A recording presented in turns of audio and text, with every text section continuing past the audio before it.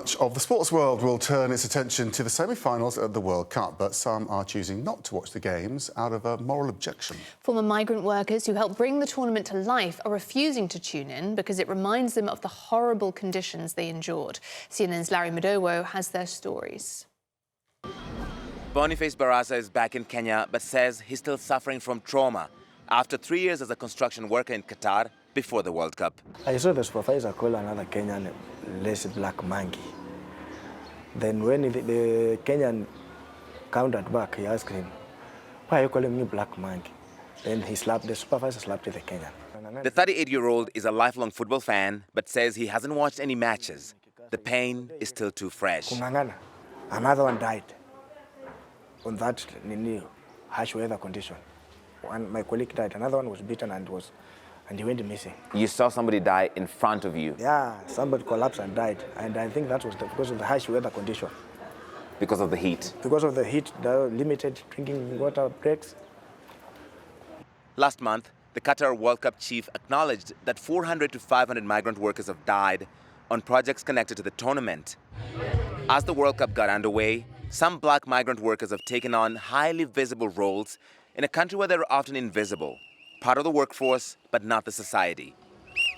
Kenyan traffic officer Dennis Kamau, handing out red and yellow cards, entertains fans and has attracted global media attention.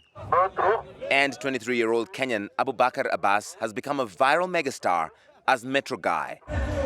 Organizers even brought him out to address fans before the England-USA game. But advocates for migrant workers dismiss these as isolated cases and empty PR that hide a dark, exploitative work environment. As we speak, we still have people not getting paid. People are still living in cramped conditions. We have people still facing physical, verbal, sexual assault, discrimination, long working hours, working conditions, horrible working conditions. Malcolm Bidali was a security guard in Qatar, but says he was detained for advocating for migrant workers' rights. I am very worried and scared and concerned when the World Cup ends because, like all the media, spotlight and everything else will, shift and move away to the next big thing. Qatar says it dismantled the previous restrictive migrant labor system, which has been criticized across the Gulf for exploiting foreign workers from Africa and South Asia and taking away their passports. But critics say the reality has not changed. Jeffrey Owino was a safety inspector at Lusail Stadium who believes he too was deported from Qatar for speaking up for migrant workers. The African migrant workers complain of exploitation despite all these changes Qatar says it's put in place. On paper, the laws are very good, but implementation and goodwill from the government of Qatar is the problem. That's why workers will continue complaining until a framework, a robust justice system is put in place whereby violators of these laws against migrant workers are punished. Jeffrey says he receives complaints and distress calls from migrant workers all over the Gulf, desperate to return home. Organizers of the World Cup told CNN that it would need specific names and dates and ID numbers before it can respond to those allegations in a report about discrimination, racism, verbal and physical abuse, even deaths of migrants during the building of the World Cup.